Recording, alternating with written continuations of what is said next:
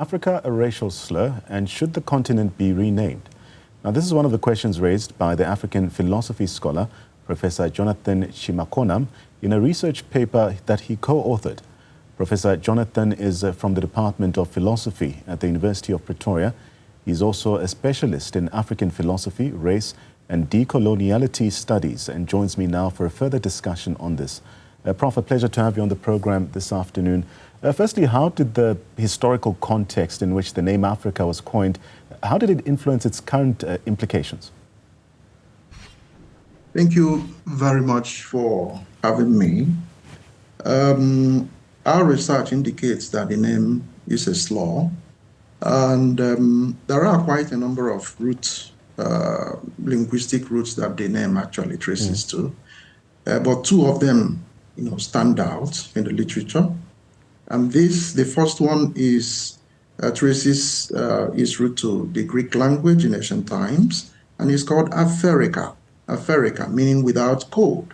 The second one to the Roman history, Africa, meaning hot, right? Both of them refer to the climate, all right? It might sound innocuous, to think about it in this way, but by the time we take into consideration other factors across the passage of time, then you begin to realize that it is a racial slur. But can you elaborate on how the term Africa reflects or even perpetuates these colonial ideologies? Okay, so let's think about it this way, all right? It's not really important who actually gave Africa the name, whether the ancient Greeks or the Romans and all that. But let's talk about the fact that of history that the entire continent is named after a harsh weather condition, all right? The kind of silences the historical heritage of the people, okay? It ignores the identity of the very many interesting and wonderful ethnic nationalities on the continent. It ignores the civilizational accomplishments of the people and focuses on the harsh weather, all right? Historically, over time, the Greeks, for example, referred to dark-skinned people from Africa with the name Athiops. Athiops means sunburnt face, all right? Now, you see a connection between Africa, that means without cold, and Africa in Roman history, that means hot, all right? When the sun chars something, it becomes dark, it becomes black. And we can trace this to 15th century when King Ferdinand and Queen Isabella implemented the policy of limpieza de sangre, which is one drop blood rule, to push away the Moors who ruled the Iberian Peninsula since 721 AD, all right? Now, this was the beginning of the N-word. You must be familiar with the N-word, racial slur used against Africans in different parts of the world.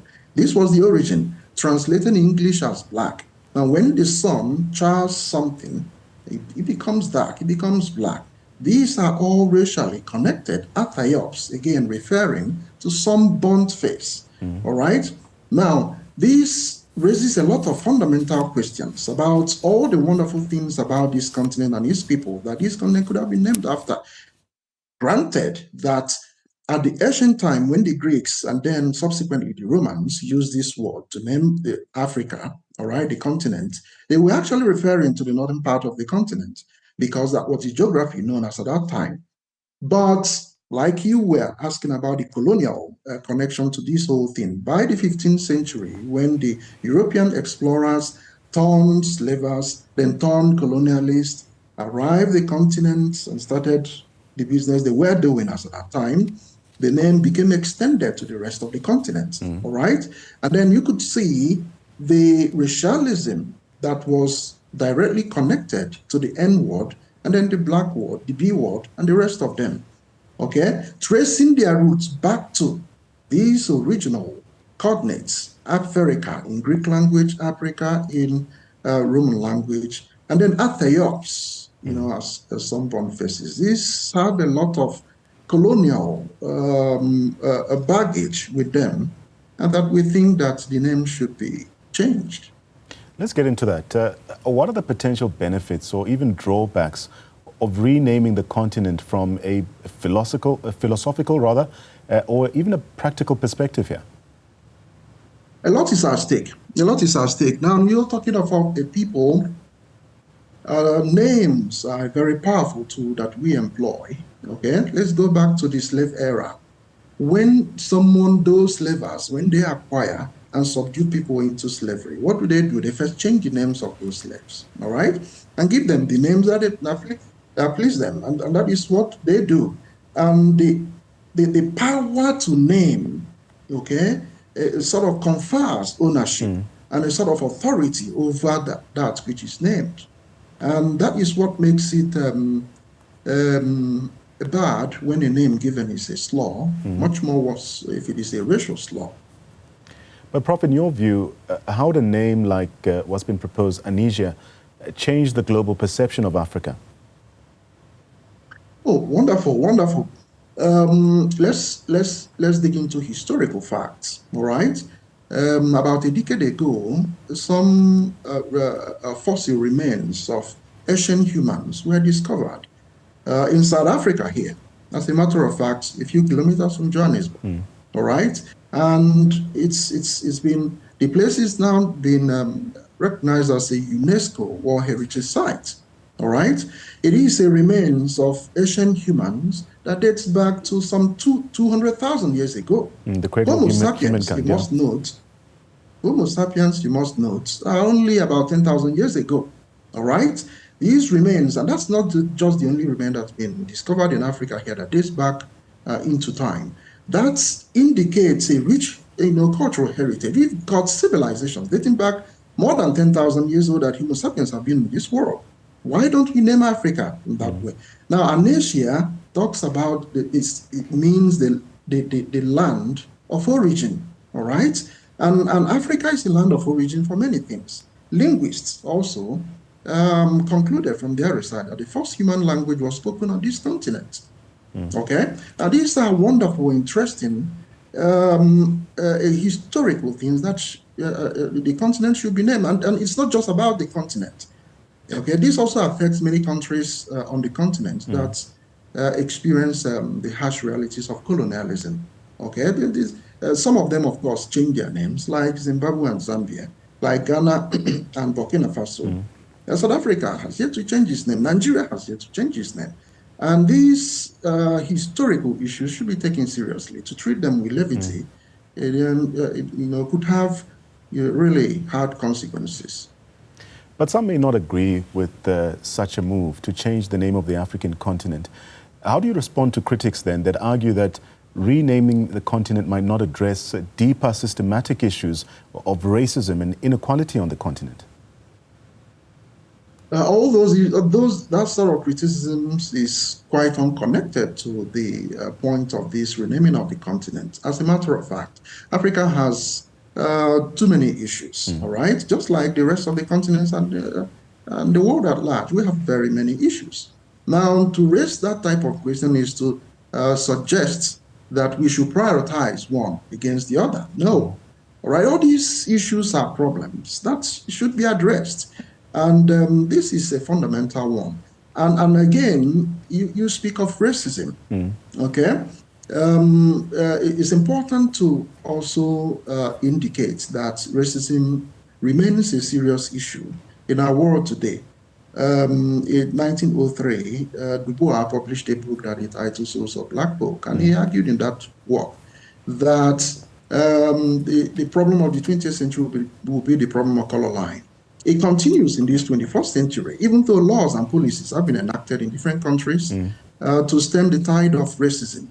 They continue to influence and to repress people to this day because the hardcore, the pillars of racism itself has yet to be touched. That is what I discussed in one of my research as the racial politics of color branding. And that's a discussion for another day.